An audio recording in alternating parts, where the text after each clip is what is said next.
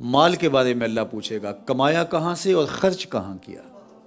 صرف کمانے کے بارے نہیں ہے۔ کچھ لوگ کہتے ہیں کہ ٹھیک ہے ہم حلال کما رہے ہیں لیکن خرچ کریں وہ ہماری مرضی ہے، ہم اپنے مال سے خرچ کر رہے ہیں۔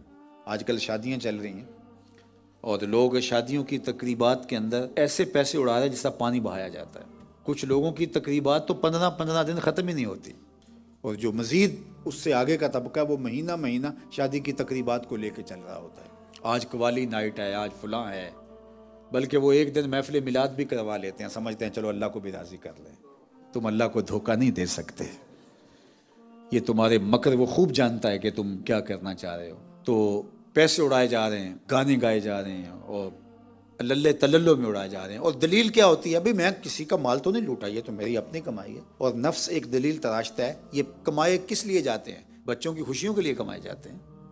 تو ہم نے خوشی بھرپور کرنی ہے، لیکن اللہ قیامت کے دن اتنی دیر تک قدم بندے کے سامنے سے ہٹنے نہیں دے گا جب تک یہ سوال نہیں پوچھ لیتا کمایا کہاں اور خرچ کہاں کیا۔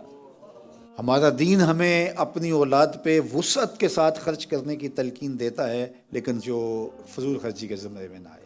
حضرت علی المرتضیٰ کا قول ہے یجب علی صاحب المال ان یوسع علی عیالہ، صاحب مال کے اوپر واجب ہے کہ وہ اپنی اولاد پر وسعت کرے۔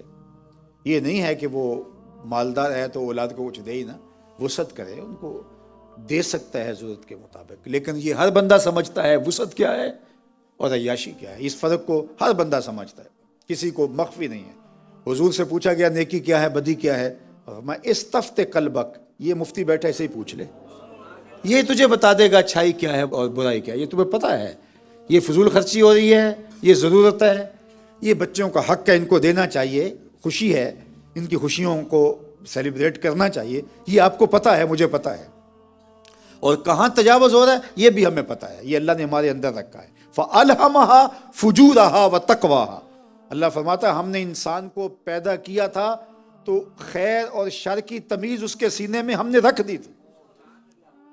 یہ کسی سے نہ بھی سیکھنے جائے تو یہ ضروری ہدایت ہم نے جو ہے وہ اس کے سینے کے اندر رکھ دی تھی، اسے پتہ ہے یہ ضروری ہے اور یہ غیر ضروری ہے۔ تو اللہ قیامت کے دن بندے کے قدم اپنے سامنے سے نہیں ہٹنے دے گا جب تک یہ پوچھ نہیں لے گا مال کمایا کیسے اور خرچ کیسے کیا۔ چوتھا سوال کیا ہے؟ عن علم ہی، اس کے علم کے بارے میں پوچھے گا کہ اپنے علم پہ تو نے عمل کہاں تک کیا؟ ممبر پہ بیٹھ کے بھاشن دیتا تھا یا تیرا اپنا عمل بھی اس کی مطابقت میں تھا؟ لوگوں کو ہی تقریریں کر کر کے سناتا تھا یا اپنا تیرا رویہ بھی اس کی مطابقت میں تھا؟